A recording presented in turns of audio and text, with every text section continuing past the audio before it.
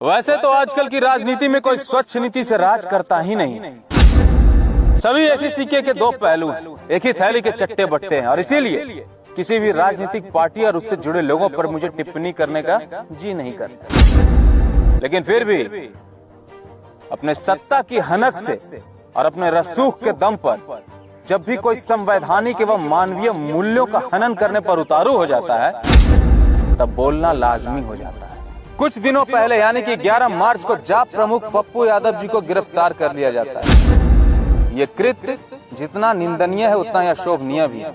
इसने बिहार की सियासत पर एक ऐसा काला धब्बा लगा दिया है, इसे मिटाना, इसे धोना नामुमकिन सा हो गया। और इस कृत्य का जिम्मेवार बस एक व्यक्ति है। इसकी जिम्मेदारी सिर्फ एक व्यक्ति को जाती है, आपको। जी हाँ, आपको श्री नीतीश कुमार जी।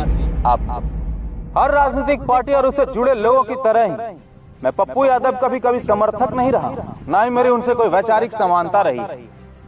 लेकिन उन पर यह जुल्म जिस जुर्म के लिए हो रहा है ना, वो अशोभनीय है, अमानवीय है, यह कहने में मुझे कोई हर्ज नहीं। वैसे यहाँ बात केवल पप्पू यादव की नहीं है, ना ही मैं सिर्फ उनके लिए बोलने आया हूँ, बल्कि मैं उस सोच के खिलाफ बोलने आया हूँ जो अपने खिलाफ उठने वाली हर आवाज को कुचल देना चाहता है। मैं उस सत्ताधारी और उस तानाशाही रवैये पर बोलने आया हूं जो अपने बेईमान सत्ताधीशों के खिलाफ उठते हुए आवाज को कुचल देना चाहता है।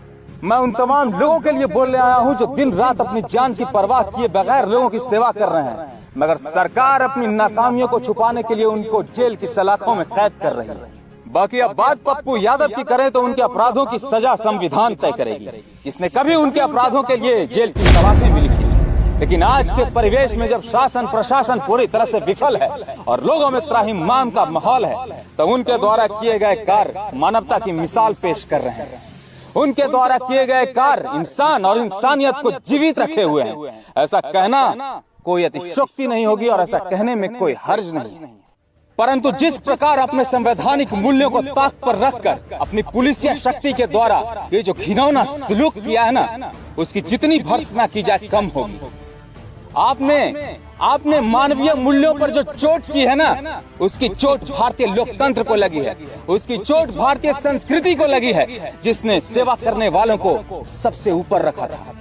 परंतु अफसोस, वैसे तो हम ज्यादा नहीं बोलेंगे, क्योंकि ज्यादा बोलेंगे तो ज्यादा बोल जाएंगे और फिर आप हम पर नयका कानून के तहत कार्रवाई कर दीजिएगा।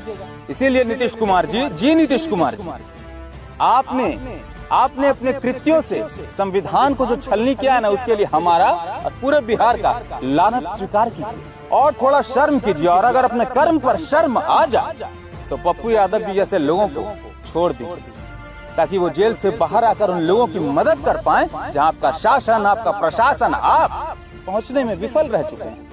क्योंकि वो बाहर आएंगे तो लोगों को खाना मिलेगा, पानी मिलेगा, एक उम्मीद मिलेगी, जिसे आपने और आपकी सरकार ने आज छीन लिया। और चलते चलते फिर से एक बार, हे मुख्यमंत्री महोदय जी, हमारा लानत भरा प्रणाम स्वीकार करिए। संवैधानिक मूल्यों को ताक पर रखकर अपनी पुलिसिया शक्ति के द्वारा ये जो घिनौना सलूक किया है ना, उसकी जितनी भर्त्सना की जाए कम होगी। आपने मानवीय मूल्यों पर जो चोट की है ना, उसकी चोट भारतीय लोकतंत्र को लगी है, उसकी चोट भारतीय संस्कृति को लगी है, जिसने सेवा करने वालों को सबसे ऊपर रखा था। परंतु अफसोस, वैसे तो हम ज्यादा नहीं बोलेंगे, क्योंकि ज्यादा बोलेंगे तो ज्यादा बोल जाएंगे और फिर आप हम पर नयका कानून के तहत कार्रवाई कर दीजिएगा। इसीलिए नीतीश कुमार जी, नीतीश कुमार जी, आपने अपने कृत्यों से संविधान को जो छलनी किया है ना, उसके लिए हमारा और पूरे बिहार का लानत स्वीकार कीजिए और थोड़ा शर्म कीजिए। और अगर अपने कर्म पर शर्म आ जाए तो पप्पू यादव जी जैसे लोगों को छोड़ दीजिए, ताकि वो जेल से बाहर आकर उन लोगों की मदद कर पाए जहां आपका शासन, आपका प्रशासन, आप पहुंचने में विफल रह चुके हैं।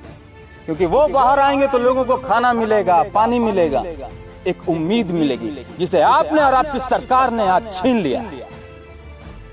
और चलते चलते फिर से एक बार, हे मुख्यमंत्री महोदय जी, हमारा लानत भरा प्रणाम स्वीकार करिए।